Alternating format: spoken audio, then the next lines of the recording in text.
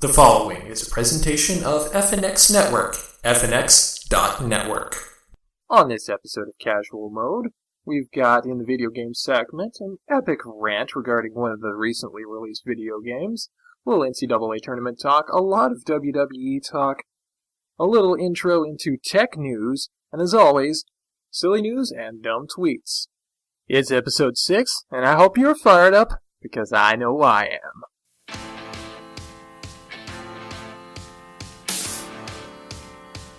It's Casual Mode with Jeremy and David, episode 6 for March 20th, 2015. Sleep with one eye open.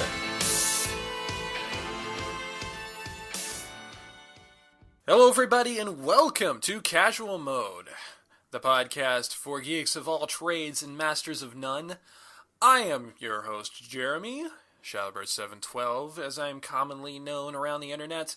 And with me, as always, my little brother, my tag team partner, David. Hey everyone, how you doing?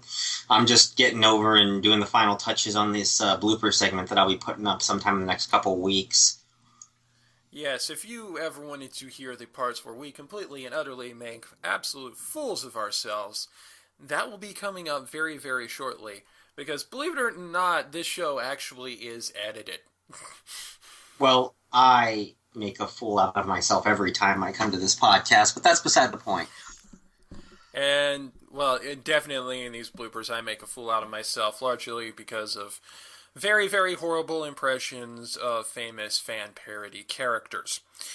Also, just for anyone that was wondering, yes, I have a guest with me, but she is out right now at work. She should be here right around the time the video game segment starts. So, yes, we're going to be switching around the segments this week between sports and video games. So, yes, Jeremy? we will have his fiancee Maggie on later to help us talk about video games. We're also going to be talking about a little bit of WWE news, a little bit more about NCAA basketball. In game section, of course, we're going to be talking about what we're playing, the new releases for the week, and I am going to have an epic rant for you about one of them in particular. For our oldest established permanent floating news segment, we've got tech news for you this week, because that is an area we have not yet touched on this show. And as always, silly news and dumb tweets. But first, we'd like to let you know that we really value your engagement with us. We'd like you to interact with us. Tell us what we're doing wrong. Please don't be too harsh about it. And David will give you all the various ways you can do that. Yes, you can follow us on Twitter. I am ZeroSageHarpuya. I'm at Shadowbird712. Like us on Facebook at facebook.com/casualmodepodcast. Follow us on Tumblr at casualmodepodcast.tumblr.com. Or subscribe to us on YouTube. And by the way, anyone who is listening to this from the Montreal area, yes, I am in the Montreal area this week. Oh, Canada, we're sorry that he's there. No, I'm just kidding. And also, you can catch us on the FNX network at fnx.network. Yeah, and it should also be noted that on YouTube, we are actually the first result when you search for Casual Mode. And I believe we're like first or second if you search for Casual Mode Podcast. So we're going to end up with a bunch of Fire Emblem fans. Great. Hey, it's fine with me. I love the game. I love Fire Emblem Awakening. I've been trying to play some of the older ones, but being one who doesn't like permanent death, it's a little tougher on me than it would be on most people. Anyway, like he said, we're switching things around. We're going to actually start with the sports first, so let's get into that.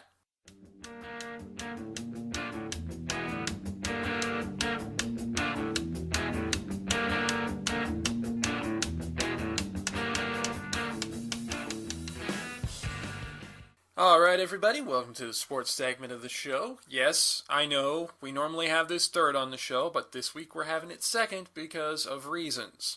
If you don't know what those reasons are, you clearly skipped over the introduction. We're going to start off talking about a little bit of the WWE and specifically NXT to start off with, starting with Alex Riley is back. And some of you are probably asking, who?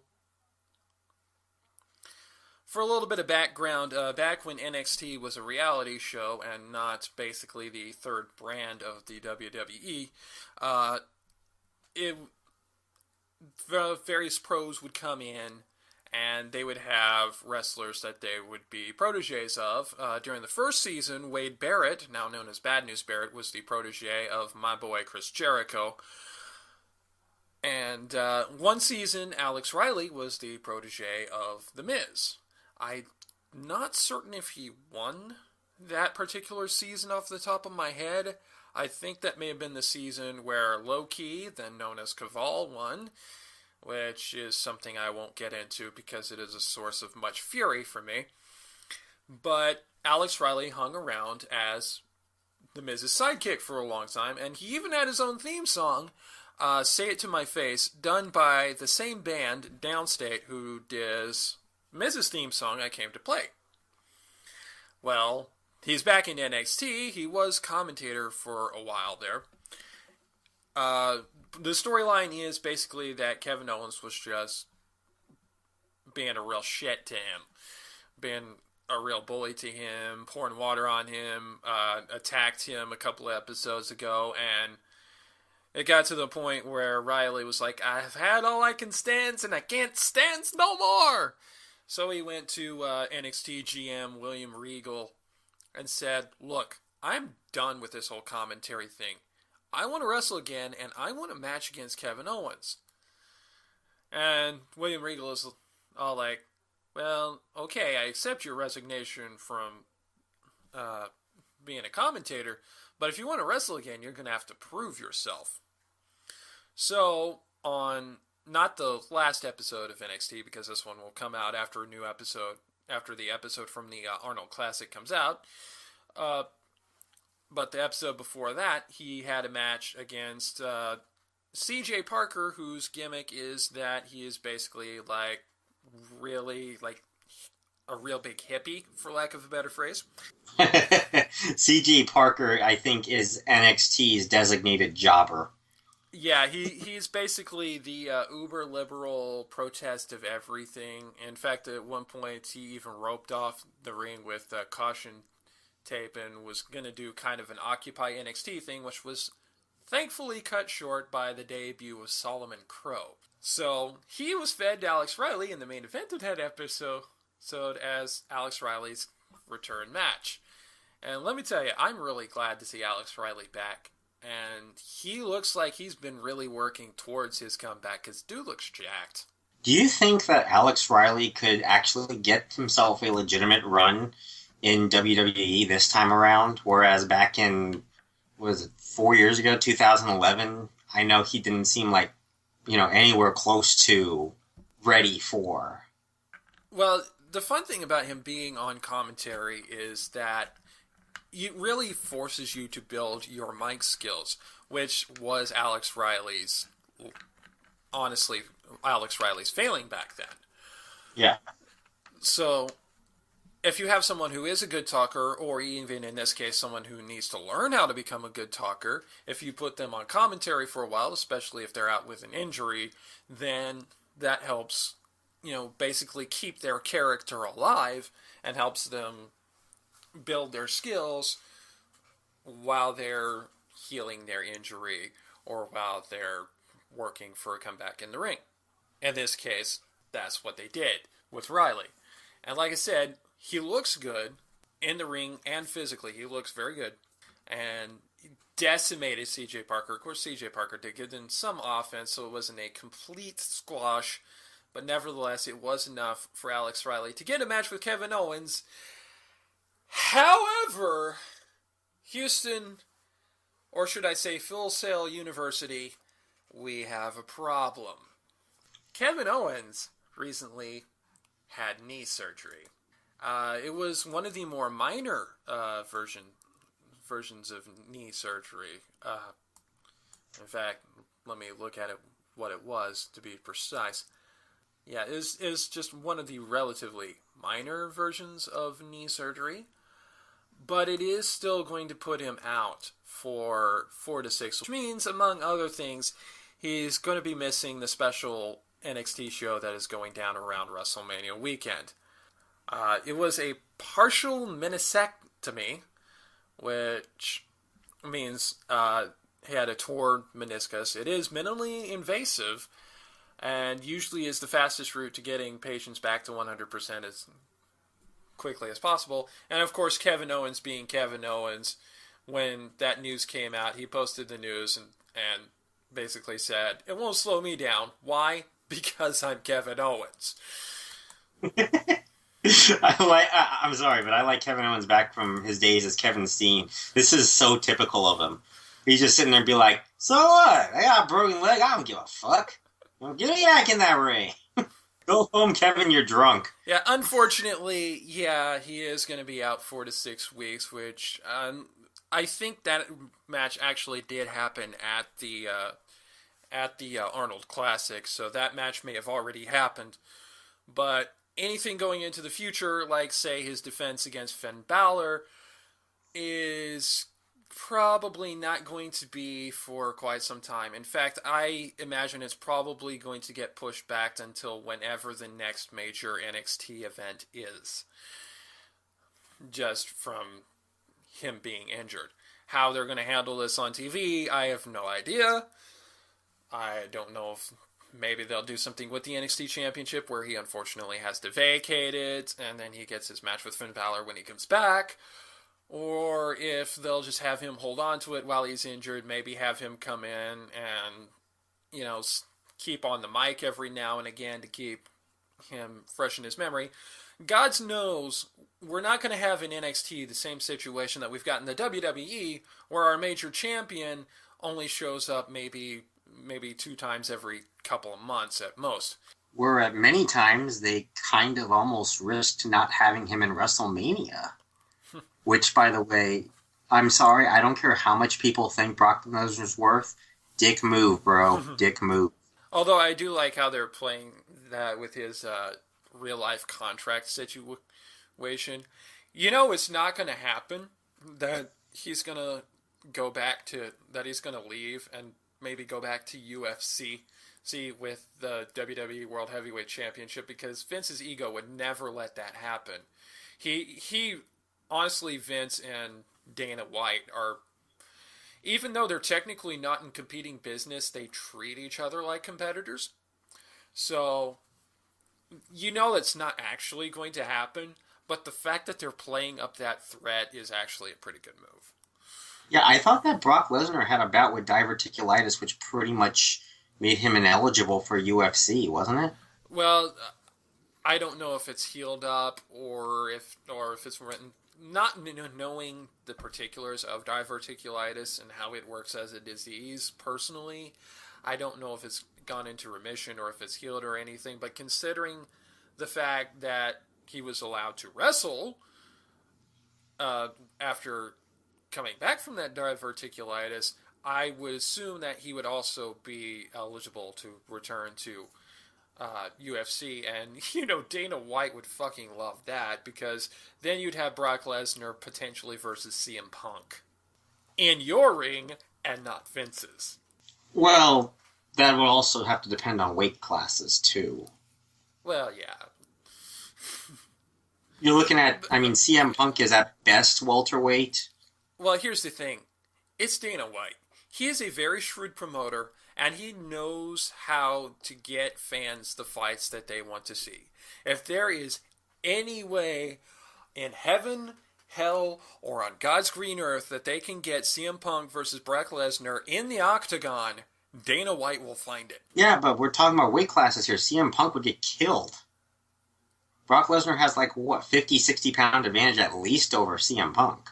And while that will fly in pro wrestling, where a lot of the techniques are kind of suited so that some of the lighter competitors can compete with some of the heavier competitors, and even then there are limits.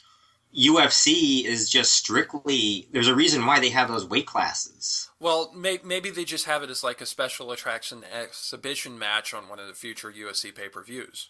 I'm not entirely sure. I think that CM Punk would have to seriously move up in weight class to at least light heavyweight before they would even consider anything like that. Yeah, but like I said, though, if there is any way in any part of the universe that it is possible, Dana White will make it happen just so he can give the double bird to Vince. Well, I don't blame him. He's a pretty shrewd businessman, and UFC has been kicking the WWE's butt.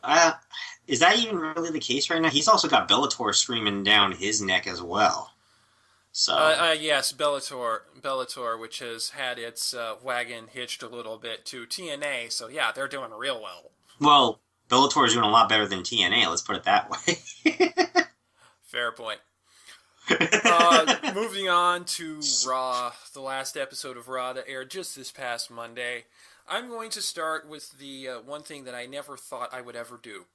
Agreeing with Vince McMahon on something. Of course, we have the continuing story of Rusev and Cena, Bulgarian Russian versus All-American Jackass. And they have the contract signing, which of course is signed for, there's going to be a big brawl coming soon, because very rarely does that ever not happen in a contract signing in the WWE. And, of course, John Cena comes out first. He speaks his little piece, and he happily signs the paper, because this is what he's been wanting all the damn time. This is what he's been wanting all along. And he's finally gotten it, because Lana said, okay, we're going to do it. And then out comes Rusev, not with Lana for once, but with this guy who looks kind of like me if I were clean-shaven. And this person speaks in a Russian accent so hilariously fake that I swear to you, I could probably do a better job, and I admit that my accents largely suck. Yeah, they were even making fun of the guy. The commentator just went absolutely nuts making fun of the guy, and normally I am against them burying particular people like they did with the Ascension, and like they did with a couple others, The Miz. But in this case, I'm all for it. This was horrible. Yeah, there's one level of burial where it's, kind of the meta-contextual burial where it doesn't make any sense, and it's really just they're burying someone to push someone who doesn't make any sense. But in this case, this was more than likely Vince getting into the ear of the commentary scene and team and going, why the fuck did we hire this guy? You know what? Tear him to shreds. Tear his ass a new asshole. I know. It was great. And you know somebody's going wrong when all three commentators are agreeing that he sucks. Kind of wish that CM Punk was still around so that he could probably poke fun at this guy as well. Like I said, my Russian accent sounds a lot better than this one's Russian accent, and my accents largely suck.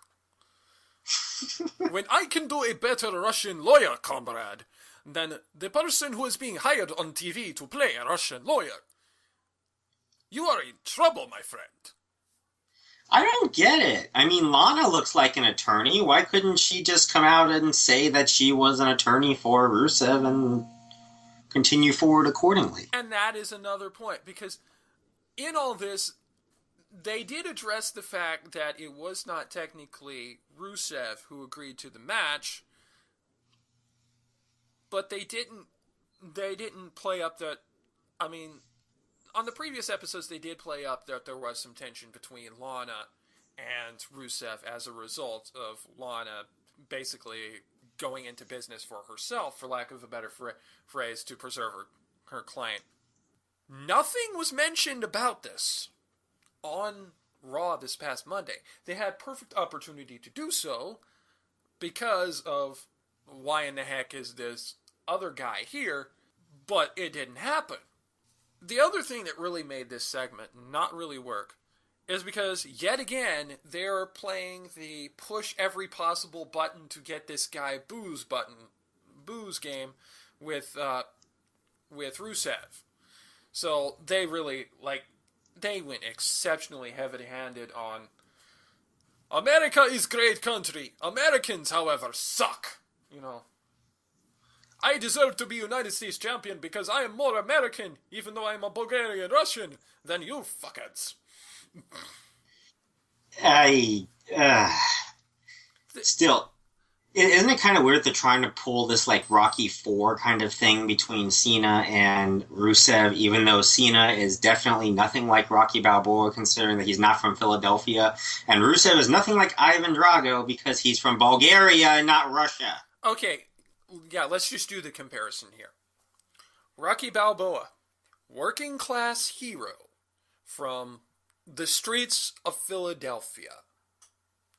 John Cena, suburban Bostonian, a lot of money, comes from money, has a lot of money himself. And scored a perfect ACT score, by the way. That doesn't match up. But then you look at Rusev versus Drago. Drago, Soviet Russian to the core, product of Soviet science, jacked up on steroids and high technology and, just the epitome of Russian. Clean shaven, blonde hair, blue eyes. Rusev, big burly beard, dark hair. And, well, I won't speculate on whether or not he's had any performance enhancement of his own, but he definitely doesn't look like that Dolph Lundgren tall super jack kind of guy.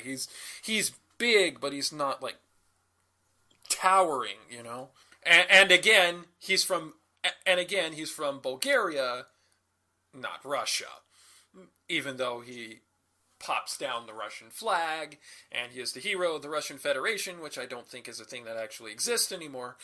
If I'm wrong, geographers, please let me know. But do it nicely. Anyway, also on that night, the running theme of the night was, for the longest part of it, was basically Rollins puts foot in mouth.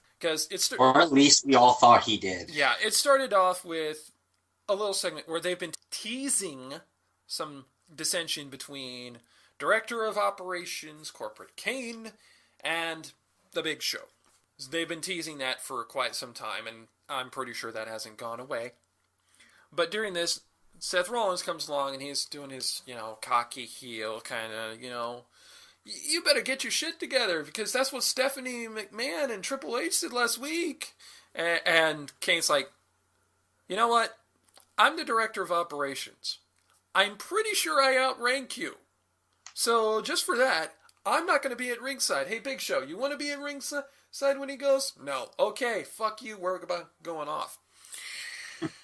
And then later on in the night, he's complaining to J&J Security about it, and Jamie Noble just starts laying into him, and Joey Mercury lays into him, starts laying into him too, because it's like, we told you Randy Orton was going to kick your ass last week, and you didn't believe us.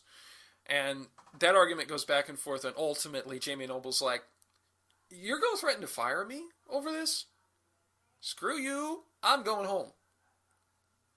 And Jamie Noble Joey Mercury just quietly walks off behind him. And then, even later on in the night, Rollins goes complaining over to Steph and Tripp. And he's complaining to them, and Steph and Tripp are like, you realize we literally run this company, and you're trying to pull weight with us. You pretty much deserved what you got, and we're not going to be out there with you either. So at this point, it looks like Seth Rollins is screwed, right? Except that when Seth Rollins' entrance comes out, when he's going out to face Randy Orton all by himself, or so it appears, well, in the immortal words of Dark Helmet from Spaceballs, fooled you!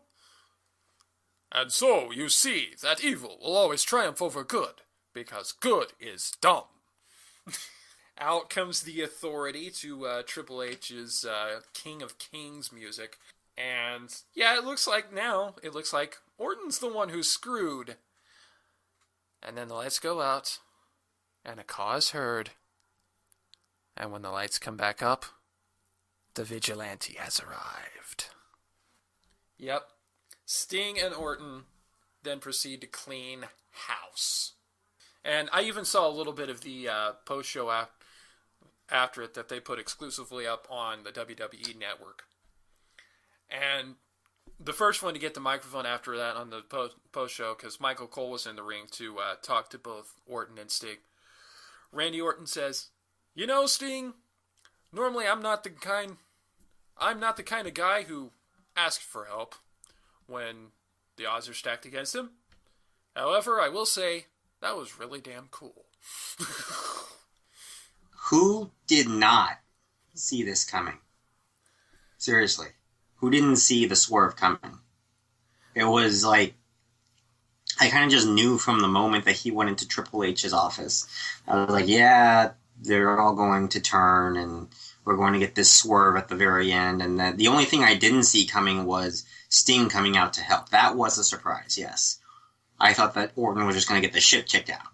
Yeah, and also on the post-show thing that they did on WWE Network, that's the first time Sting has talked on a live microphone in the WWE. You know, he did do the recorded promos or leading up to the Triple H Sting match, but this is the first time he's talked on a live audience, and God, that audience was so on fire for him.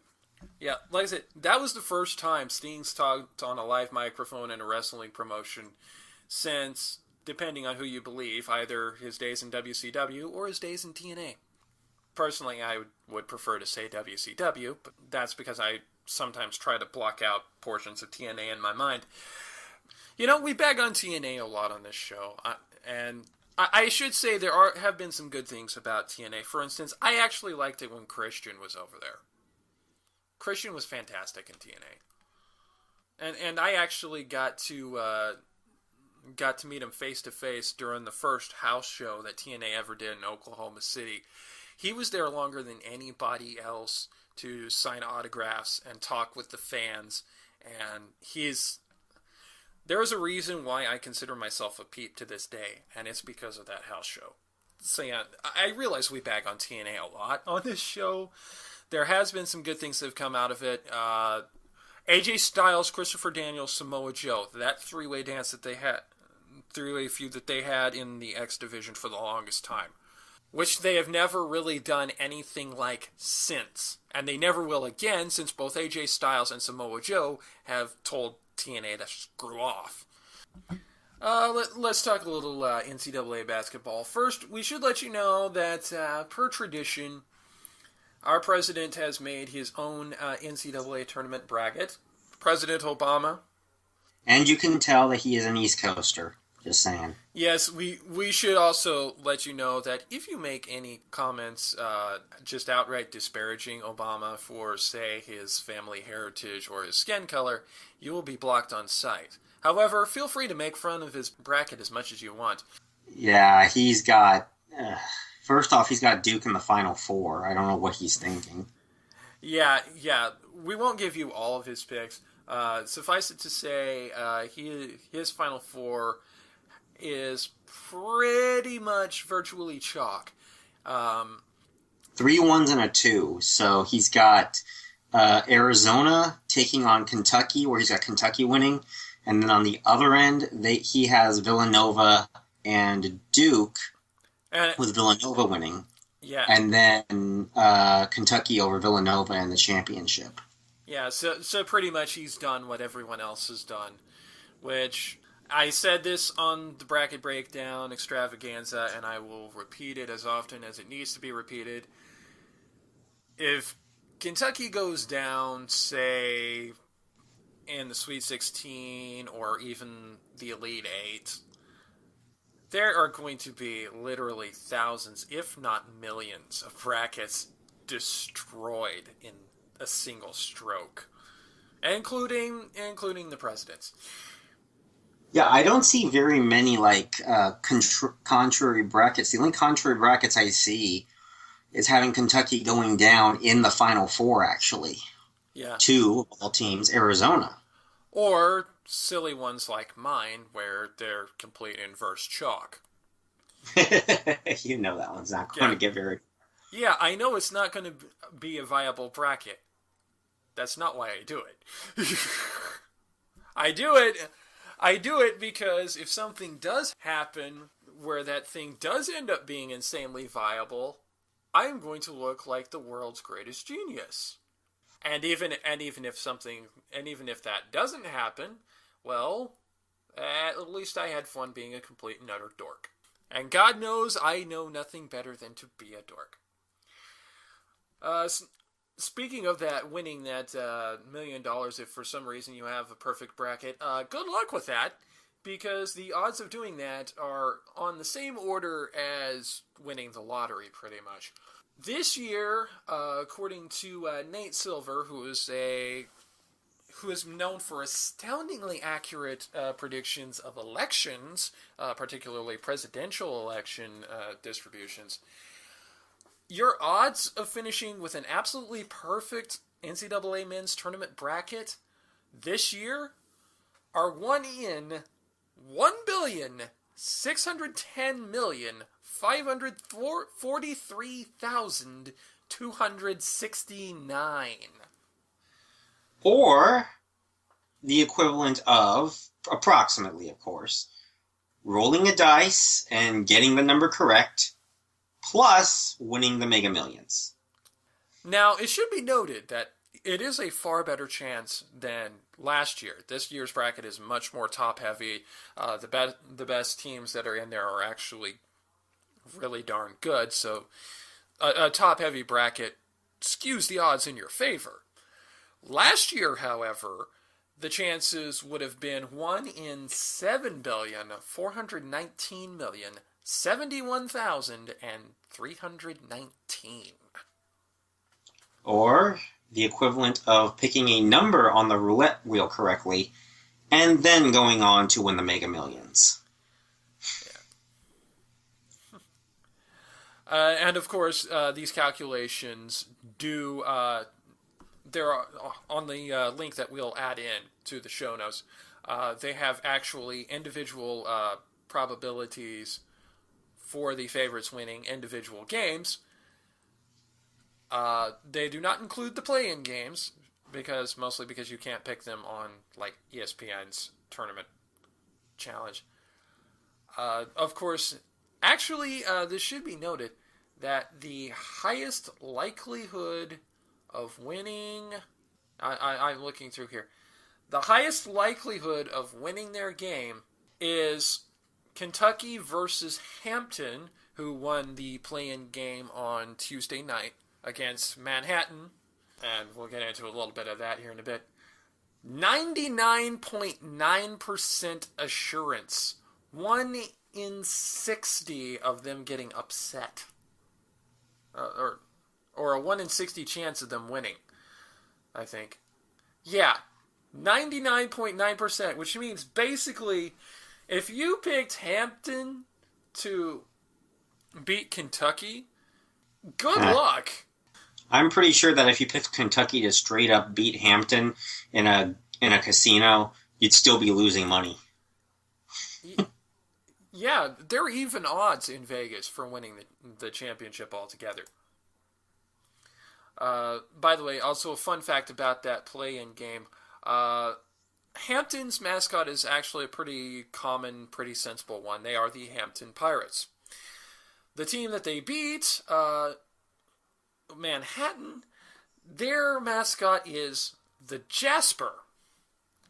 What's a Jasper? Well, according to Manhattan's own, the College of Manhattan's own website, it comes from one of the most memorable figures in their history, Brother Jasper of Mary, who served in the college in the late 19th century. He is responsible for bringing baseball to Manhattan College and was the first baseball coach. He is also known as being the inventor of the 7th inning stretch. Interesting. Yeah, the 7th inning stretch actually started in Manhattan College when he noticed that on a particularly hot day that the students were becoming restless during the 7th inning of a close game, so he called a timeout and had the students stand up and stretch for a few minutes until the game resumed. This spread into the major leagues largely because they annually played the then New York Giants in the late 1880s and 1890s. So by that extension, it then spread into the major leagues, and now it is pretty much a universal baseball custom, at least on this hemisphere. I have no idea if it is in Japan, but considering how crazy about baseball they are over there, I would imagine so. You get into the smaller colleges, they have some pretty interesting mascots and reasons for picking them. Of course, one of my favorite silly mascots is from UC Santa Barbara. They are the banana slugs. I don't know why they are the banana slugs. You mean gauchos? No, Santa Barbara. UC Santa Barbara. The gauchos, right? Okay. I'm going to look that up real quick, because if I'm wrong, I want to...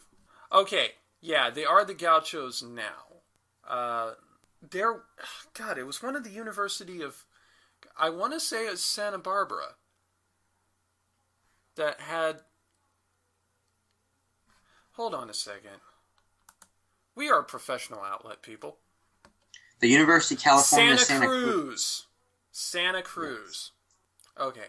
I knew it was one of the UC schools.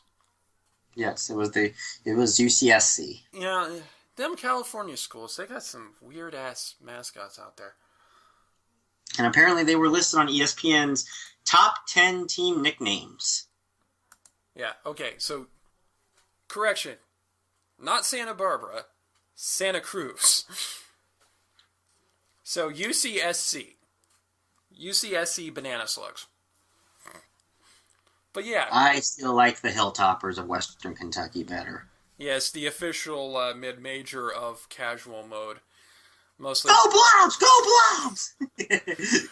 Again, we mentioned this on the BBX, but it bears repeating. They are called the Hilltoppers, but their mascot basically looks like Grimace's red cousin. Yeah, it's awesome. So we affectionately other names on this news story also include the Concordia College Cobbers, the Evergreen State College Geoducks, the Washburn University Ichabods, the California Maritime Academy Keel Haulers, the Centenary College of Louisiana Gents and Ladies. They have two separate mascots for each one, gents, ladies, depending on the men's and women's teams. Yeah.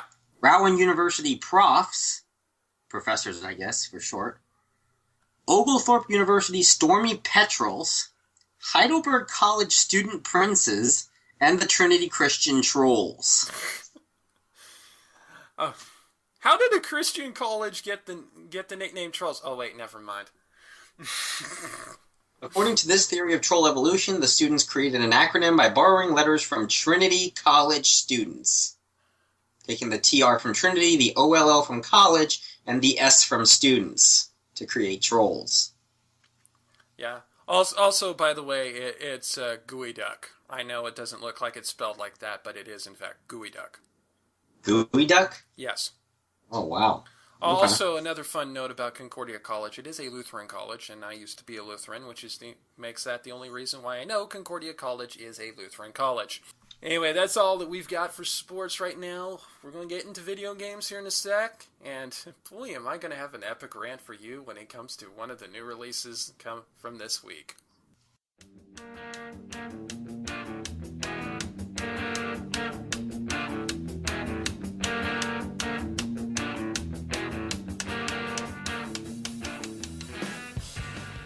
Alright, time for us to talk video games, and of course we start out as always with what we're playing for the week. David, why don't you start us off there? Yeah, first off, I wanted everyone to meet my fiancee, Maggie, who just came back from work. Hey, guys. Hey, Maggie. Okay, as far as what I am playing Pokemon Shuffle, Pokemon Omega Ruby, and Alpha Sapphire. I'm also playing College Football 14 for the PS3. And I am also playing Dragon Ball Xenoverse. Can't get enough of that game. And I'm also playing a Pokemon hack on my computer called Pokemon Ash Gray version. And I, of course, am playing a little bit of Fire Emblem Awakening, a little bit of Shin Megami Tensei 4, Pokemon Shuffle. I got the free demo for Codename Steam. It's pretty interesting. not related to the PC gaming platform in any way. I also have Wheel of Fortune on the Wii U that I've been playing thanks to the Runaway Guys' playthrough of that.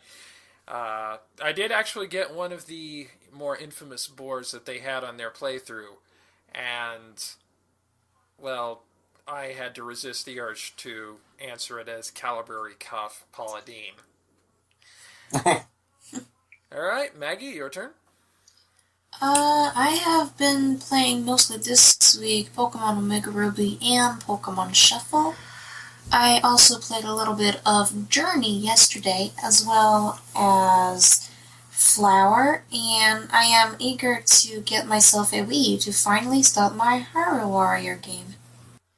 Yeah, I have Hyrule Warriors myself, and it's really, really fun. I bet. I'm really excited about starting it. I don't know when I will, but I hope it's going to be soon.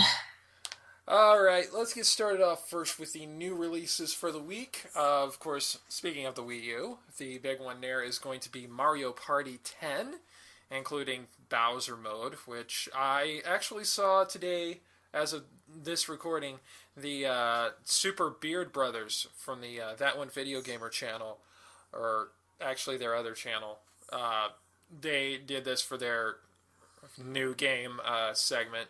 They played Bowser mode, and that was really interesting to watch. Also, for those of you who are fans of Telltale games, various different licensed titles, like their Walking Dead games, their version of Game of Thrones, and the Tales from the Borderlands Episode 1, Episode 2 is going to be out this week. Atlas Mugged is the title of it. And it's available for pretty much damn near everything except PC, Wii U, and 3DS. Yes, it's even available for iOS and Android. On the 3DS side of things, we've got Fossil Fighters Frontier, which I best describe as Pokemon, but with dinosaurs. Hey, it's gotta be better than Beyblade. I mean, that's what, Pokemon using little spinny top thingies. Yeah, and then Bakugan, which was Pokemon with marbles. Oh god, that thing existed? And Beyblade actually had an offshoot thing that I guess was also kind of a spin-off of the Crossfire video game, where those had shooting marbles too. Yeah. Well, I gotta admit though, Beyblade was at least somewhat fun. Bakugan, on the other hand, I never quite understood. It just flew right over me. Bakugan is kind of a cheaper Beyblade. Oh god. Yeah, it's got elements of card game, elements of marbles, elements of, collecting them all. Yeah, it's kind of yeah. The words cheaper and Beyblade should not be in the same sentence if you're looking for something good. Yeah. But, of course, the big one to come out this week, Battlefield Hardlines, which, of course, we all know the Battlefield game series is largely related to the military and warfare. And, all the way back from 1942, where it had the World War II focus, all the way they had a version that was 2142, which had the near future focus, and it's basically covered military action from every angle. So, for Battlefield Hardlines, they are going to the police. If you don't know what might possibly be wrong about that, you have not been following the news within about the last 6 months. Or you're in another country, as I had to explain to Maggie what was going on. Yeah, with all that's gone on with Ferguson, with New York, with all these incidences of a large part of the civilian population getting in conflicts with the police over things of racial profiling and increased militarization, you basically enter into the gaming market a game that is police warfare. Yep. That's stupid. The fuck were you thinking, EA? You weren't, that's the problem. I mean, If you're a right-wing authoritarian, strong supporter of authority, hey, this is the game for you. This is game of the year. yeah, and to make matters worse, it has gone on record that the developers of Battlefield Hardlines actually dummied out anything that might make the criminals actually look like human beings. That's right. Not only are you a policeman getting to freely shoot criminals all you want, you get to freely shoot criminals all you want because they aren't even human! So the video game is basically Michael Savage's wet dream. Oh my god. And, you know, I will be the first to realize there are a lot of police officers out there who are legitimately good people. I've known some I of them. would say most of them are actually legitimately good people. Yeah, I've known some of them from my local police force who are nice people. I've gotten to befriend a member of the South San Francisco Police Department. So, this is not by no means an anti-cop rant on my part. But you have this atmosphere in the world right now where there are individual cops shooting African Americans and other minorities for no reason. You have parts of the United States where there is clear-cut systemic racism in law enforcement and racial profiling going on, cover-ups of said racist activity and blatant murder by cop, and an outcry over the increasing militarization of the police. My local police force has an armored tank that was gifted to them as Army surplus.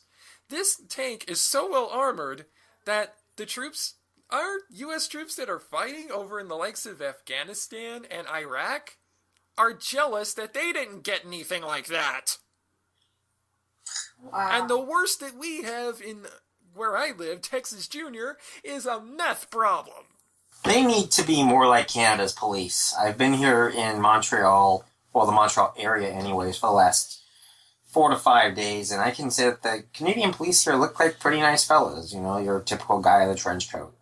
Yeah, our police officers look nice, and if you even go more west in the country, they actually ride horses instead of driving cars. The mimetic Mountie. And I also don't want this rant to come from me to come across as a thing of, it's a violent game, it needs to be shut down immediately.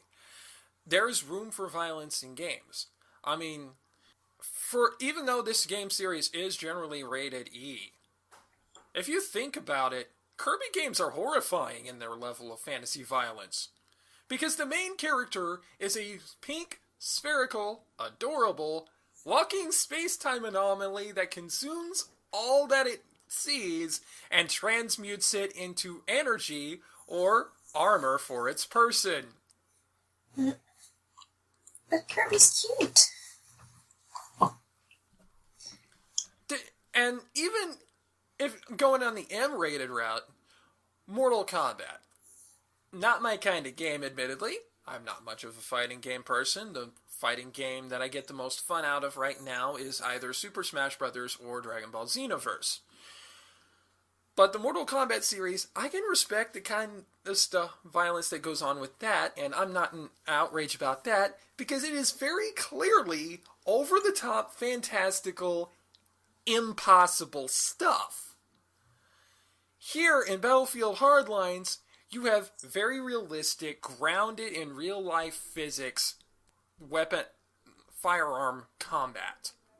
And even recognizing that video games do not, in fact, provoke violence in people. In fact, speaking from personal experience, it's probably kept me from decking several people that I've wanted to.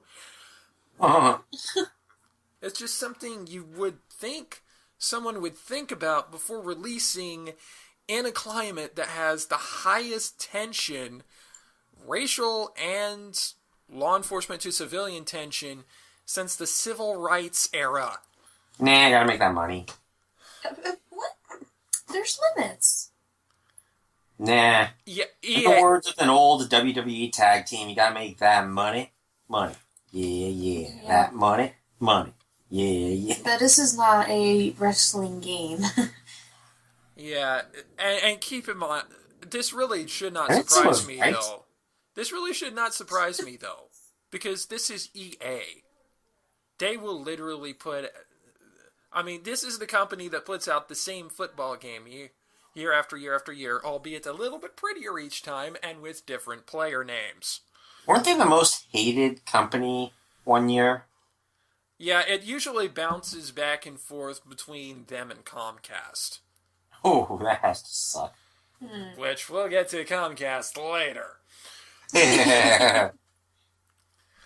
But let's talk about some good news, shall we? Especially for those of us who, like me, are extremely partial to Nintendo. After years of speculation from industry watchers and hints from Nintendo itself, the console maker finally confirmed its first steps into mobile phone game development.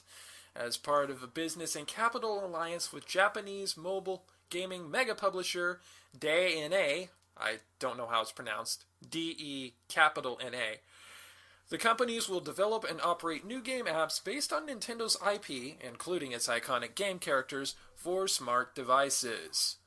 And upon news of this, Nintendo's stock shot up.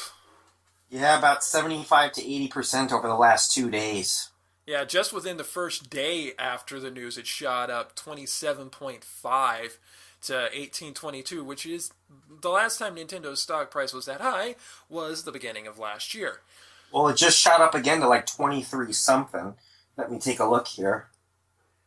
And by no means is Nintendo abandoning the console business, because this is actually part of a grand design that Nintendo has that may very well be at least partially a replacement for the Club Nintendo program that's shutting down, that will involve the 3DS, the Wii U, and a future game system currently codenamed NX, alongside tablets, smartphones, and PCs. Awesome. Okay, the Nintendo stock went up to $22.15 a share on the second day of the rally. And it should be noted, as we mentioned earlier, Nintendo's already kind of gotten that ball rolling with Pokemon Shuffle, which all three of us have been playing, as mentioned before. Is not likely we'll have ports of some of the popular Mario, Pokemon, or Zelda games or whatever. We will have games in those franchises, but not likely direct ports of existing or future developed games. Original games specifically designed for smart device functionality that will be also available on devices like the 3DS and the Wii U that have touchscreens available. This has apparently been in the works for 5 years, because DeNA approached Nintendo about it back in 2010, according to Satoru Iwata, and it is finally coming to fruition. And this is really, it's really kind of the last year for Nintendo has been really great, with the Wii U getting a nice boost from games like Hyrule Warriors and Super Smash Bros., the two Bayonetta games, expansion of the Virtual Console library, Wii games being able to be downloaded directly to the Wii U, and of course all the news that's come out with the 3DS, like the new 3DS, the upcoming port of Xenoblade Chronicles for the new 3DS, the remake of Zelda's of Majora's Mask, among all the other great games, Omega Ruby, Alpha Sapphire, and so on. So many great games that have come for both systems over the last year, and then we have this. It is no wonder that Nintendo's stock shot up. And the funny thing is, I have heard people kind of bemoaning Nintendo as being on the edge of death, which has happened a lot in Nintendo's history. But it seems like every time that happens, Nintendo finds a way to kick things back into overdrive and come back just as strong as, or even more strong than before. There's a reason why there are very few years in Nintendo's long history of being in video games that they have not been profitable. They always know how to bring themselves back up because they know what their customers like. And they've got a huge library of cash built up from past years that were massively successful, that at this point they're pretty much bulletproof. Yeah, which pretty much got them through the Wii U era. Yeah, and by no means is the Wii U another Virtual Boy. I don't believe that in a second. For one thing, it sold a hell of a lot more units than the Virtual Boy did. And it's had a lot more and better games than the Virtual Boy did. So, by no means is the Wii U another Virtual Boy, but it was a little bit of a downturn for Nintendo. But just remember, if Nintendo can survive the Virtual Boy, if they can survive that hilariously awful partnership with Philips CDI, if they could survive basically a heel turn from Sony, I think they're going to be around for a considerable amount of time in the future. I don't see Nintendo going down anytime soon. Just when you think you have all the answers, they change all the questions. Just a little shout out to Rowdy Piper there. Alright, that's it for video game news. We'll be moving on to the oldest established permanent floating segment, and a little tech news talk.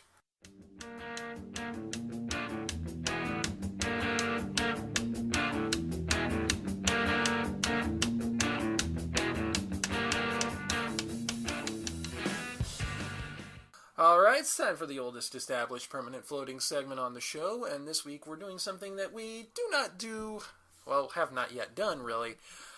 Tech news, a party geekdom that we've not yet broken into, but we are going to amend that right now. Let's start off with some good news for those of us who are unfortunately saddled with using Windows. Windows 10 will be a free upgrade for all users worldwide, according to Ars Technica. Speaking to Reuters from the WinHeck conference in China, Microsoft's operating system chief Terry Myerson said, "We are upgrading all qualified PCs, genuine and non-genuine, to Windows 10. That means everyone running Windows 7 or 8.1, irrespective of whether you pirated the operating system or not, will be allowed to upgrade to a legitimate version of Windows 10. This is very, very interesting because this is the first major operating system update from Microsoft that has been free. If I remember correctly, Apple did either the last one or two that way. Of course, their operating system updates have actually been fairly cheap anyway. But this is something new for Microsoft Windows customers because we're used to, shelling out something, like $60, $70 for an upgrade copy, depending on the edition. Just $60-$70? Well, for the upgrade. Oh, okay. The newer version, unless you got like the OEM version, would be like $200, depending on the edition, of course. But yeah, this is something really, really new for Microsoft, and I don't know if they're trying to do this to kind of try and smooth things over with customers who were kind of disillusioned with 8, or if there's kind of a method to their madness here.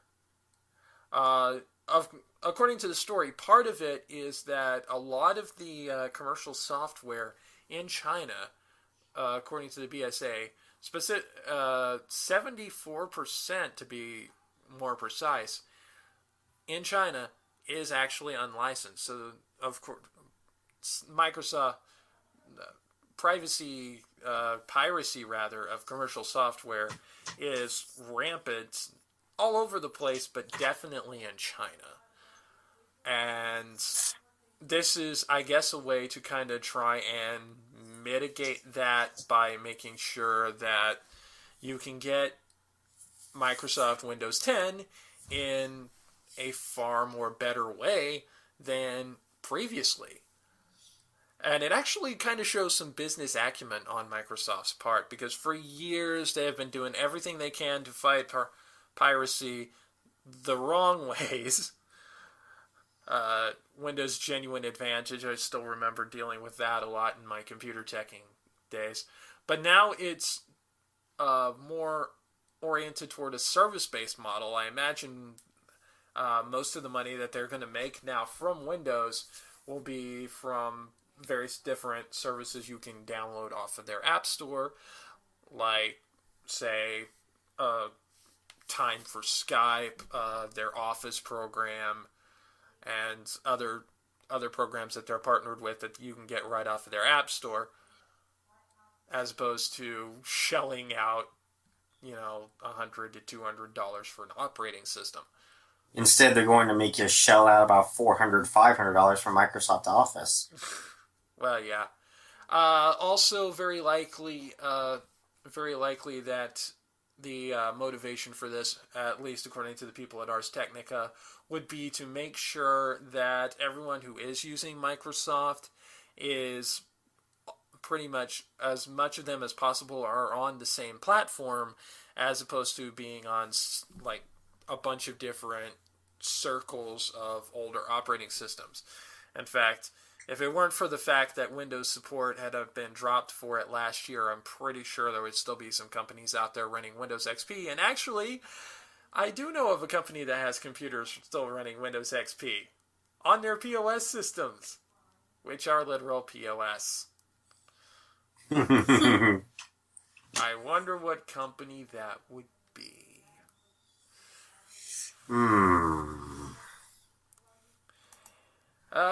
Now, moving from some good news to something that is actually kind of creepy. Hertz puts cameras in some of its rental cars, but it was never meant to be creepy. Right, I don't believe you. Yeah. Last week, Fusion.net reported that Hertz had been updating the navigational devices in its rental cars to include cameras that have a full view of the interior of the vehicle. The update, which began in mid-2014, happened quietly and so far has impacted only about 13% of Hertz fleet. Still, that number troubled those who noticed the tiny unblinking eye staring back at them. But Hertz has maintained that the cameras are nothing for consumers to fear. Last week, a representative told Fusion that the cameras will eventually be used for customers to video chat with a customer service representative in the event that they get into an accident or have other issues. At that time, the camera would only be turned on by the push of a button from a car driver. But at the moment, that feature is not functional. Going to skip a little further down. According to the source, the Never Lost 6 camera that is included in these cars includes an electronically blacked out glass cover so that when the camera isn't in use, they can't see inside the cabin. Also, the camera is mounted on a turret in the device, and customers can turn a knob to make the camera face the side of the unit. Quote from an engineer, "It appears that Hertz has shot themselves in the foot with the blacked out glass, not allowing the user to see that there is a physical barrier preventing someone from watching you." Rich Broom, head of communications for Hertz, also told Fusion that Hertz began putting the cameras in the cars because they thought it would be economically efficient to get one step ahead of a possible trend. But since the cameras cannot be used yet, the company didn't mention anything about their debut because, quote, "it would be confusing to talk to customers about something they can't currently use, about which no decision has been made to even activate," end quote. Okay, I'll give them that, because having worked in tech support, most people are dumb. Yes, they are. And you know what? This is somewhat of a step up from the reputation Hertz has back in Vegas. You want to know what it is? What is it? Okay, you know why they're called Hertz? Why are they called Hertz? Because it hurts for you to pay up when you gotta rent a car. Yeah. But to be fair, yeah, I can kind of understand why they would think it would be confusing to talk to customers. However, keep in mind that when Microsoft's Kinect for the Xbox One was found out to have an always-on camera and microphone, even the dumbest people threw an absolute fit about it. And as this article itself mentions, this is kind of similar to something that Corvette made headlines for when its parent company, GM, sent letters to new owners saying that its use of the car's valet recording tech might be considered a felony in some states where recording a person without their explicit knowledge is, in fact, illegal. I wonder if it's like that in Nevada. Well, considering that some of those cities are pretty much nothing but casinos where there are literally cameras monitoring people everywhere, True. I would probably say no. Yeah, I'm assuming that there's not such a law because they're gonna say, dude, you're in Vegas, right? What happens in Vegas stays in Vegas unless it violates several state laws or federal laws, in which case your ass is grass. Or it turns into a sex tape, one or the other. Oh my god. I don't think I want to go back to Vegas. All right. Y'all know about Google Fiber, their gigabit internet that's starting to become a highly coveted thing. Was rolled out in Topeka, Kansas, among other places. Mm-hmm. Well, Comcast is getting ready to field test theirs as well. So, good news. A lot of the U.S. is probably going to have greater availability of gigabit internet. Bad news, it'll be through Comcast. And this is why Comcast is competing with EA for being the worst company in the world. And that's not even the worst part about this story. For one thing, let me read one of the good reader comments from there, because I know they often say, don't read the comments, but sometimes you get gems that are really, really insightful and say something that needs to be said. Ars Technica user T Havoc, for instance, I wonder when they are going to, quote, delay, unquote, the rollout due to the new FCC rulings. Of course, the U.S.'s Federal Communications Commission ruled recently that internet providers are a utility and subject to the same regulations as utilities. Which is something that Comcast did not fucking want.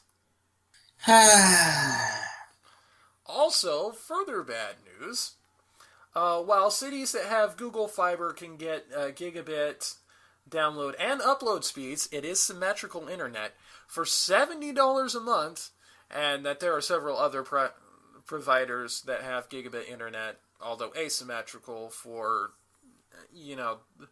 anywhere like maybe no more than $200. Comcast will likely be far more expensive, especially when you consider that their 505 megabit down, 100 megabit up service costs $400 a month and is not available in all markets. Oh.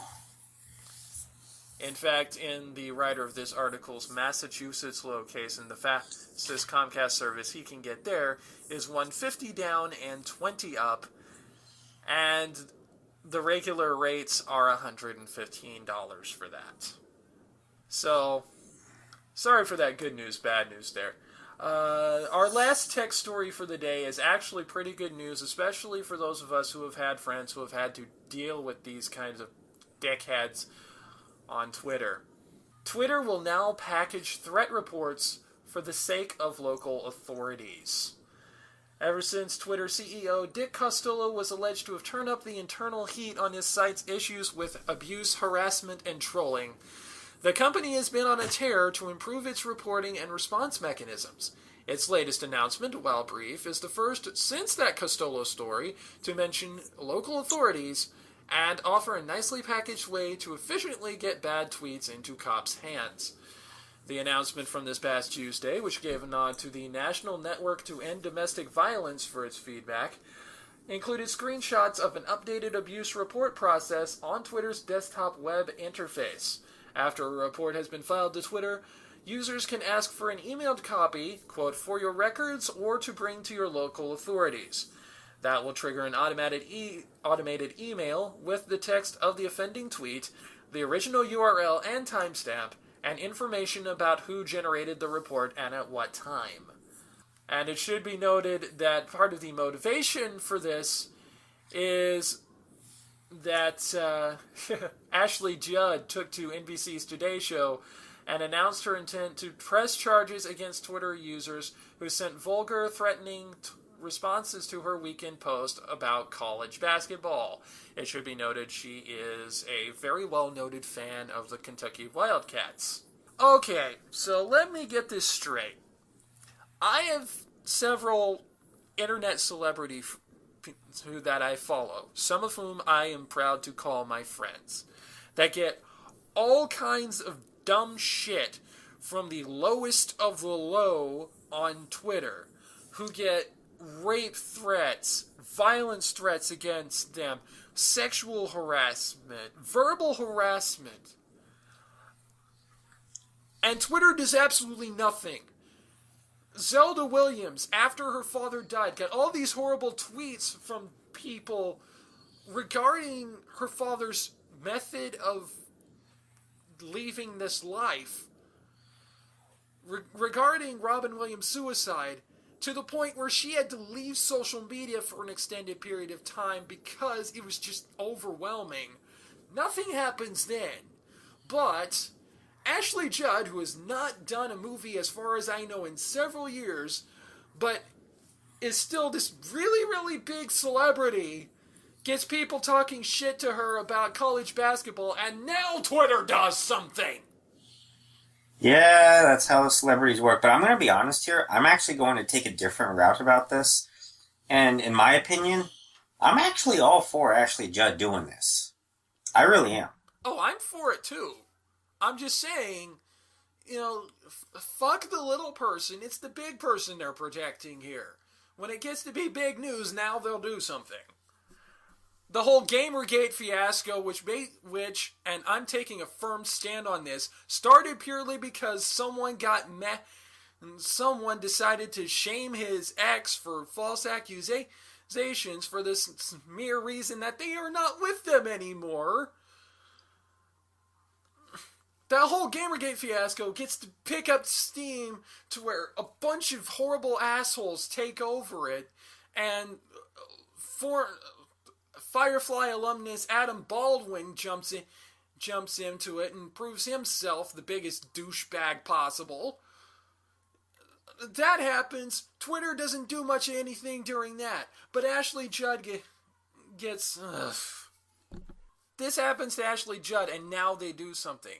I'm not saying anything bad about Ashley Judd. I'm glad that she is taking a stand about this, and all goodwill to her for that. May she take these assholes down. I'm mad at Twitter for not doing something about this long ago. There are two ways to take care of these types of trolls online for anyone that wants to know in social media, since I'm actually on the process of dealing with one on Facebook. He knows who his name is, by the way, who is going around and asking girls for naked pics for Pokemon. But there are two ways that you're supposed to deal with these types of people. One is the way that Ashley Judd, and I'm pretty sure quite many other people have done beforehand, before Twitter decided to make this a big issue. The second way is to troll them back twice as hard. And to be perfectly honest, I'm pretty sure that if you just dug as deep as you could into somebody's Twitter profile, you would be able to find something like that. Yeah, it should also be noted that every time somebody tells you to just ignore trolls, they'll go away. And I admit to my fault on having said this before, including to you, David. Yeah, because I go on political debate a lot, and I deal with, well, what you guys call them trolls, but really they are considered legitimate. I mean, legitimate. They have a legitimate position. I mean, they're part of the Tea Party, for God's sake. So you can't really ignore trolls, and unfortunately for me, because God knows I don't have much in the way of physical weaponry. My only real weapon is my mind. You can't reason with them either. The only way you can stop them is by doing stuff like bringing the law into it.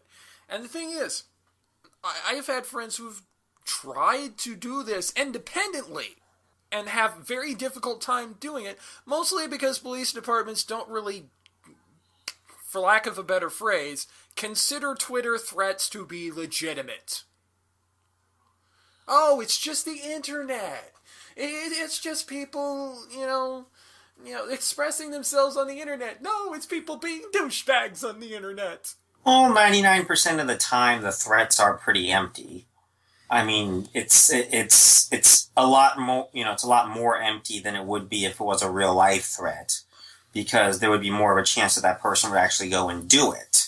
Well, from a physical standpoint, maybe they are empty, but words do hurt, especially for those of us people, for instance, like me, like David, who have some degree of emotion, of built-in emotional distress caused by brain chemicals that don't fire quite the right way. Well, there's also, we have plenty of other cases like that, too, in the past, like Leela Alcorn, who committed suicide back in January over her transgenderedness. Much of it was due to some of the stuff, that she has to deal with in her life. Yeah. All these local police departments that say Twitter bullying and cyberbullying is not a real thing. There are people dying over this shit. There are people who have been forced into social isolation to get away from this shit because the internet is everywhere. And for those of you who are victims of this type of stuff, don't go into social isolation. Give me a call. I'll take care of the problems for you. Believe me. Yeah. If you are victims of this shit, this is good news for you.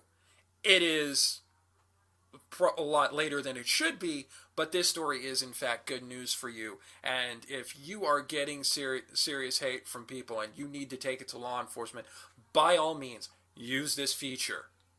Well, at least the whole anti-troll the troll idea can finally be laid to rest one of these days, if law enforcement is finally going to take it into consideration.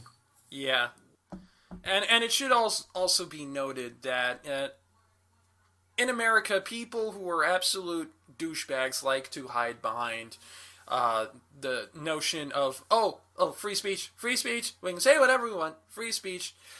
First off, it says you have the right to peaceably assemble.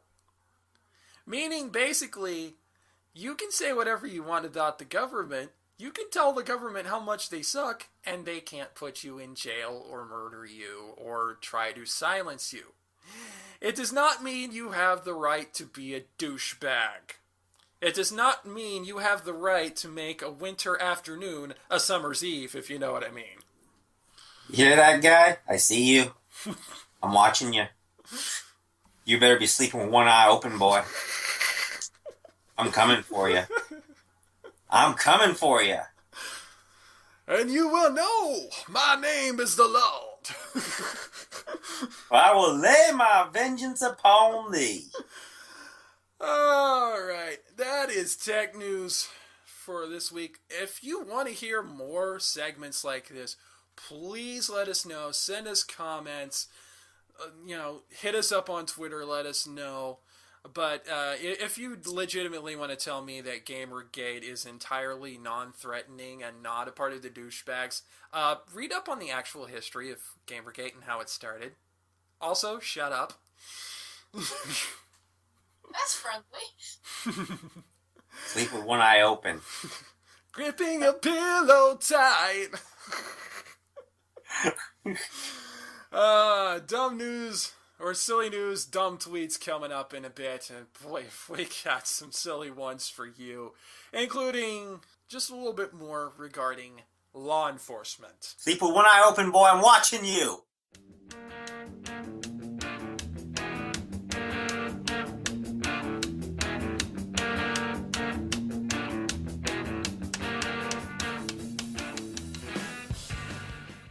We're going to end this week the same way we always do, with a little bit of silliness and head deskiness. It's silly news and dumb tweets. And we're going to start with this story that the most surprising thing about it is probably where it's coming from. The online dating site sued for targeting married people. Unfortunately, no, Americans, we are not referring to Ashley Madison.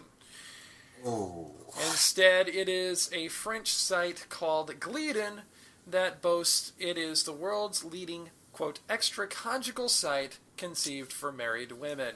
The reason why this is happening in France and why it is being sued for illegality in France is because in France, according to the BBC article, in France all law is based on written codes. You've got the penal code, labor code, commercial code, etc., which can be amended by Parliament. Judges are free to interpret the codes, but their room for maneuver is much more limited than in a common law system like that in the UK or in the US. And in Article 212 of the Civil Code, it states married partners owe each other the duty of respect, fidelity, help, and assistance. So, yes, despite the fact that France is a country largely considered to be romance, and then it's very much a country high on fidelity. How could you imagine that there is an adultery law in France of all places? Wow. And I will allow some room for polyamory. But the thing about polyamory is, and healthy polyamorous relationships, from what I have known from people who are polyamorous who talk to me about it, there are defined limits between all the people involved. If you break those limits, it is no longer polyamory and is in fact glorified cheating. Yeah. There's always a difference between if the couple is okay with it or if they're not okay with it.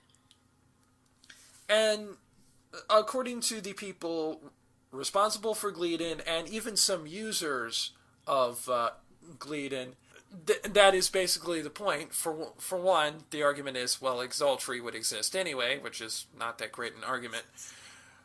But it's also that it is the arrangement.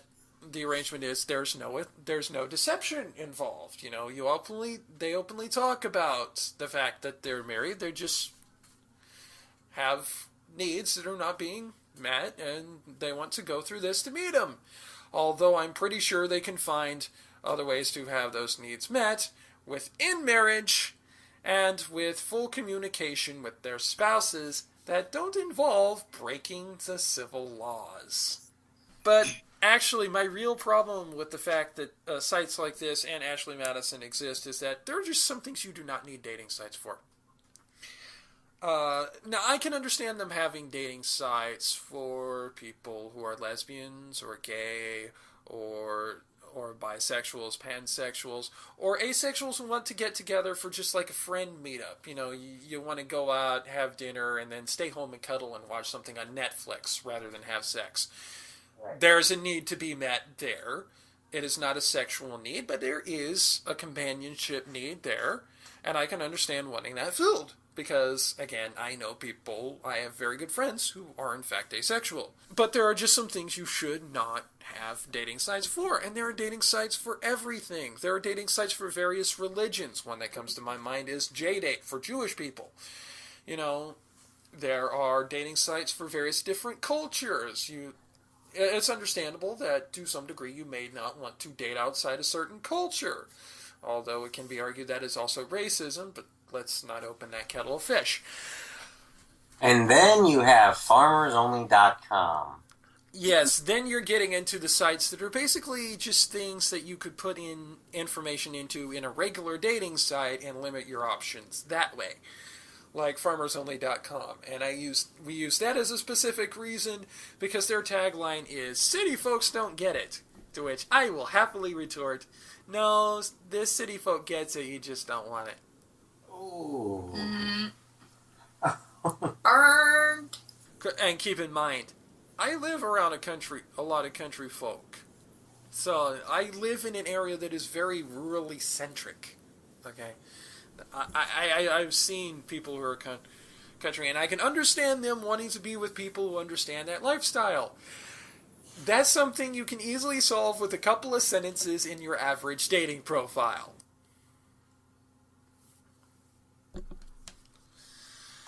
But the sex talk does not stop there because while this story is actually a couple of years old at this point, it was released within about the last week or so. It also brings back up the specter of something that we talked about earlier, that being untrustworthy law enforcement. Porn and the patrol car, one cop's 2-hour-a-day habit. By the way, this story I'm referring to was posted on Ars Technica. I won't read you the whole story because it is a very long story, but the gist of it is that in a suburb of college known as Wheaton, which is best known for being the home of an evangelical college that was once attended by Billy Graham, we're not going to get into that. One of the Wheatonians, one day while he was sitting at one of the busiest intersections, was in a conversion van, very tall vehicle, found himself sitting behind Wheaton Police Squad Car 359.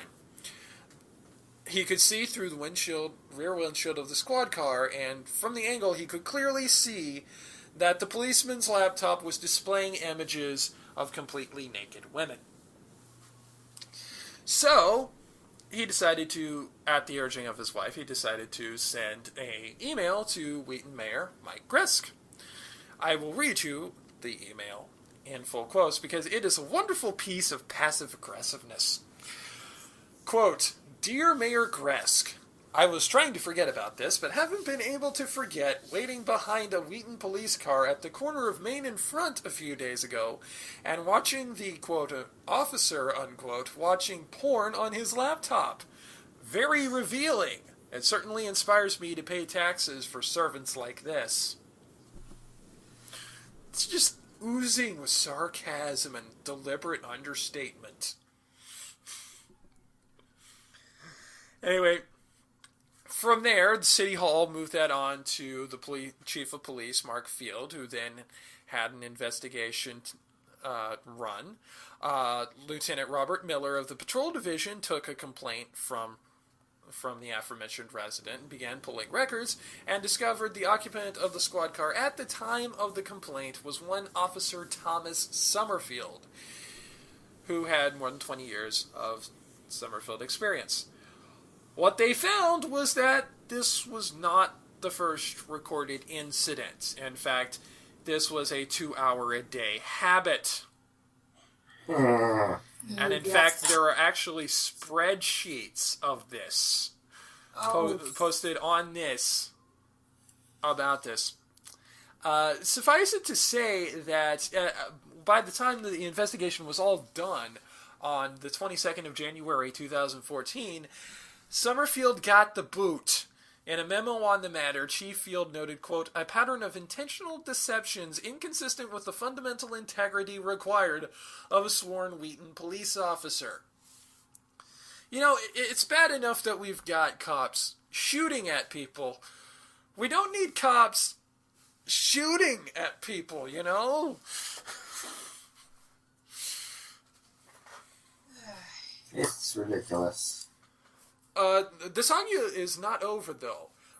Summerfield actually applied to the police pension board for disability benefits.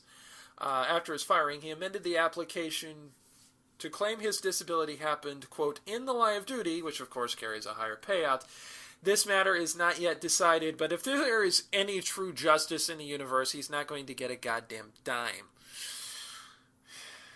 Yeah. And this is not the first incident that has been come across with members of law enforcement and various pornographic activities, because about a year or so ago, a couple of years ago, I think, there was a story of an Oklahoma judge who wielded a penis pump during some court cases underneath his desk. I am not even kidding. What? Suffice it to say, he got the boot, too. No, dude, no, duh. What? Yeah, apparently court cases were so boring that this judge had to entertain himself, if you know what I mean. In front of everyone. Well, underneath his desk so they couldn't see him, but But- yeah. Still, I mean, like, oh my god. He must have had, like, some expression on his face or something, at least. Apparently, he's a very deadpan person, which I imagine makes him real fun in bed. Oh my god. Sarcasm intended. Well, I think we've had enough of the sexual stuff for the day, at least in the silly news. Let's get on to a story that actually is very, very infuriating, especially for those of us who, like me, either know people who are on the autism spectrum or, in fact, are themselves possibly on the autism spectrum. From Vice.com, the parents who give their children bleach enemas to, quote, cure them of autism. And I will actually read out this story because it is, or at least parts of this story. Whether you have AIDS, malaria, cancer, or autism, there is a product sold on the internet that claims it can cure you. The product, called Miracle Mineral Solution, MMS, sounds like a lot of other pseudoscientific remedies, but unlike many suspect forms of New Age medicine that are scientifically unproven but benign, MMS can actively harm you in serious ways. That's because it's a solution of 28% sodium chlorite, which, when mixed with citric acid as instructed, forms chlorine dioxide, a potent form of bleach used in industrial pulp and textile bleaching. Obviously, this is not something you want to put in your body, and yet some parents are giving this dangerous substance to their children, both orally and through enemas, in the belief that it will cure their child of autism. The FDA has been aware of MMS for some time. In 2010, it issued a warning that the product turns into, quote, a potent bleach, unquote, that, quote, can cause nausea, vomiting, diarrhea, and symptoms of severe dehydration, end quote, if ingested. There are reports of at least one possible death from MMS use, and in January, children were removed from a home in Arkansas on suspicion that parents were giving them the solution in some form. With apologies to my friends from Arkansas, this really doesn't surprise me. Media investigations have shown that the substance will quickly bleach cloth, leading one scientist to tell North Carolina's WFMY News that she would only use it to clean her shower. Nonetheless, there are people who are convinced that using Miracle Mineral Solution, also known as following the CD protocol, CD of course standing for that lovely chemical, chlorine dioxide, will cure whatever ails them. They believe it works by clearing the body of mystery parasites known as, quote, ropeworms, and other pathogens they believe cause autism. This theory, of course, to be clear, is wholly unsupported by medical science. And it's not just autism. MMS is marketed as a classic cure-all purported to treat everything from diabetes to malaria to Ebola to AIDS. There's even a pseudo-Wikipedia where you can look up which, quote, protocol to follow to cure any illness, whether the complaint is baldness or brain cancer. If this all sounds a little cultish, that's because it is. MMS was discovered by a man named Jim Humble, a former Scientologist, wait for it, who started his own church called Genesis Second, of which he is now the self-styled archbishop. The church appears to be a little more than a marketing organ for his alleged miracle cure, though it's worth noting that if the site doesn't sell the actual wonder product it extols, but offers a host of supplementary materials like a $199 MMS home video course and information on expensive MMS seminars. If Humble is the paterfamilias of this wolf pack of chicanery, I love that little phrasing right there, a woman named Carrie Rivera seems to be its den mother. A bishop in Humble's church, Rivera is the author of a book titled Healing the Symptoms Known as Autism, in which she recommends giving autistic children, quote, hourly doses, unquote, of chlorine dioxide, and advocates chlorine dioxide enemas as a way to, quote, kill pathogens in the brain, as well as a large degree of brain cells. She has a website, cdautism.org. Like Hubble's website, it is careful to state that it does not actually sell MMS, but it does promote the idea that it will cure autism, sells supporting materials like her book, and offers expensive Skype consultations on administering the, quote, treatment, unquote, that cost over $100 an hour, and that is where I'm going to stop reading, because it's everything remaining here is basically just going over and over and over again, relating it to anti-vax culture. Ugh. This is crazy. My youngest niece is diagnosed autistic, and in fact, a lot of the symptoms that she shows are very reminiscent of things that her beloved Unky went through when he was younger. So the issue of autism really hits home for me, and thank God my sister is smarter than to consider any kind of this shit. Instead, my sister is a person who is encouraging people and encouraging my niece to find ways to be able to live while autistic, because autism is not nearly as debilitating as anti-vaxxers or these MMS assholes would like you to think. Sure, our brains are wired differently. Maybe some of our chemicals aren't quite working the same way that a, quote, normal brain would be, but we are, in fact, human beings. We have feelings, we have dreams, we have hopes, and we work to help make the world a better place just the same as any other rational person would do. So, to put autism on the same order as, something that absolutely must be cured, it's basically saying that if you're autistic, you're subhuman. It is basically trying to create a alternate class of humanity to shunt autistic people into a separate caste. That's stupid. And especially when you're doing completely, blatantly, rationally dangerous shit, or irrationally dangerous shit, like refusing to vaccinate your kids. Measles is making a comeback in North America because of the likes of Jenny McCarthy, who encourage people based on medical reports that have long since been debunked and even rejected by the people who originally filed them, to not vaccinate their kids because vaccines supposedly contain this chemical that causes kids to become autistic. Which, again, has been disproven over and over and over again, and even has been rejected by the person who started this shit. That is ridiculous stuff. Oh my god. And to use chlorine like this, there is a reason why anything containing chlorine, with the exception of salt, is labeled as a hazardous chemical.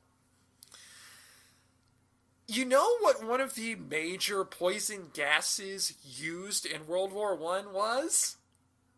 Chlorine gas. Otherwise known as that lovely chemical you get when you accidentally mix bleach with ammonia when you're cleaning shit. And parents are dumb enough to give this to their kids, thinking it'll heal them where it's not a sickness. It's just the way they are. Yeah, and it's actually making them feel worse. Yes. Because they think that something is wrong with them when they're actually normal people. You are taking chemicals that are banned under the Geneva Convention and either forcing it down your kid's throat or shoving it up their ass. Mm-hmm. My God. And all because you think that autism is so horrible that you must cure it by any means necessary.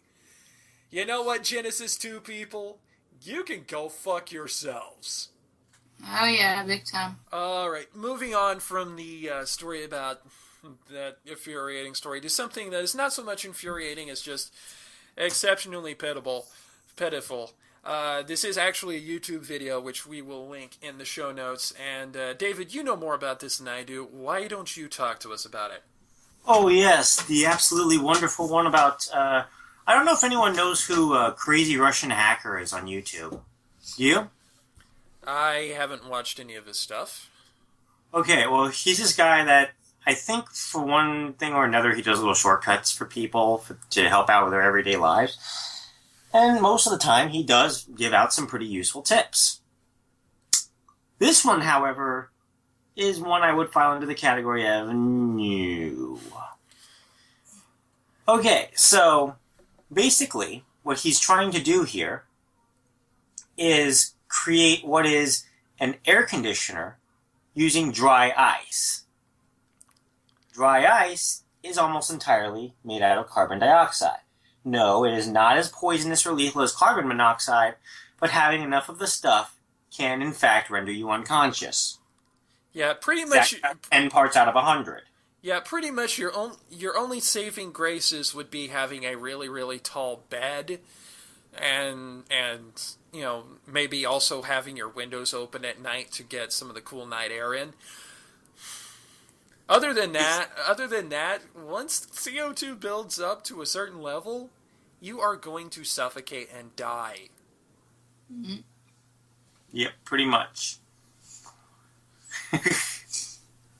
Wow. People can be dumb. Yeah. Yep.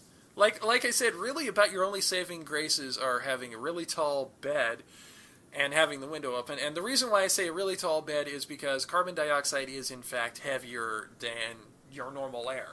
And it makes up a slight portion of regular air along with other various trace gases, although because it is a greenhouse gas, there's enough in it that it can start causing some trouble with climate change and whatnot. That is scientifically proven. Don't start with me. But it is heavier than air. You know, that's why when you have carbon dioxide-based fog machines, it floats along the bottom because it stays below the air because the air pressure is pushing it down. If you have a really tall bed, you know, you're really not going to be having any trouble until that carbon dioxide concentration in the air in your room gets to a certain point. At which case, good luck ever waking up again. Alright, enough of that silly shit. Let's see what the Twitterati have for us this week. David, bring the pain. Well, as you always know, it's always going to be pain 24 hours a day, 7 days a week when it comes to Twitter creationists. Here's the first tweet. I'm sick of this U.S. government.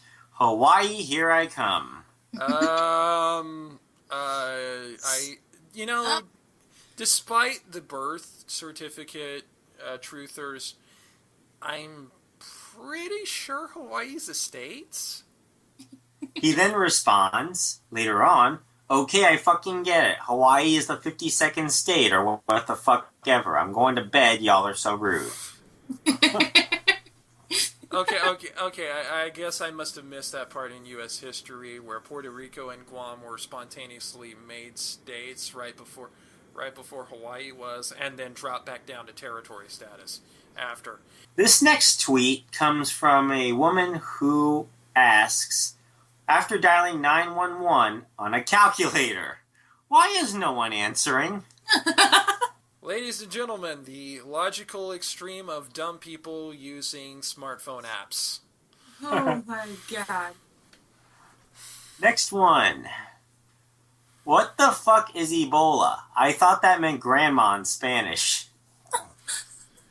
You know, it's been well over a decade since I had my high school Spanish classes. I'm pretty sure that's not right. No, it starts with an... I remember it starts with an A. Abuela. Yes. I actually remember that. It is abuela. Yeah. No. Whereas Ebola is universally for you're not going to have a fun time. Next one comes from a man who wanted to tweet to Domino's Pizza a little problem that he had. He tweeted to Domino's, "Yo, I ordered a pizza and came with no toppings on it or anything. It's just bread." Domino's Pizza replies, "We're sorry to hear about this. Please let our friends at Domino's UK know of this so they can help." He then responded with, "Never mind, I opened the pizza upside down." The boxes have tabs for a reason. Oh my god. Do we need to start putting signs on pizza boxes that say this end up? Yeah, I think we have to. For this guy, at least. Yeah, we have to. It's like putting, it's like putting a sign that's on a bag of cornmeal that says may contain corn. Mm. Or on a package of peanuts that says warning may contain nuts. Mm. Although technically that is actually a pretty good sign because peanuts are not nuts, they're legumes. But let's not get me into the culinary rant. And finally, we have one person reminding us of the civil rights movement that Rosetta Stone did not sit on that bus for you gays to be asking for equal rights. Okay, first of all, no. Second, get your homophobic ass out of my civil rights movement. And third, well, it would be if, Rosa Parks had her tablet on her on that eventful day, but I'm pretty sure that didn't happen. Yep. Yeah, pretty sure Rosa Parks wasn't on her iPad back then, Alright, that's going to do it for this episode. Thank you, Maggie, for joining us. You're very welcome. I hope I get to be there again soon. Alright, if you want to get a hold of us, let us know what you think we've done right, what you think we've done wrong, what you'd like to see on the show. There are very many ways you can do that. We have a bunch of social media outlets that you can get a hold of us on. David, fire them off, please. Yeah, you can follow us on Twitter. I am at ZeroStageHarpoya. At Shadowbird712 for me. You can like us on Facebook at facebook.com/casualmodepodcast. Follow us on Tumblr at casualmodepodcast.tumblr.com. Subscribe to us on YouTube or catch us on the FNX network at fnx.network. And I will be at Las Vegas next week. Alright, so until next time, I'm Jeremy. And I'm David. And this has been Casual Mode. Later, y'all. Bye.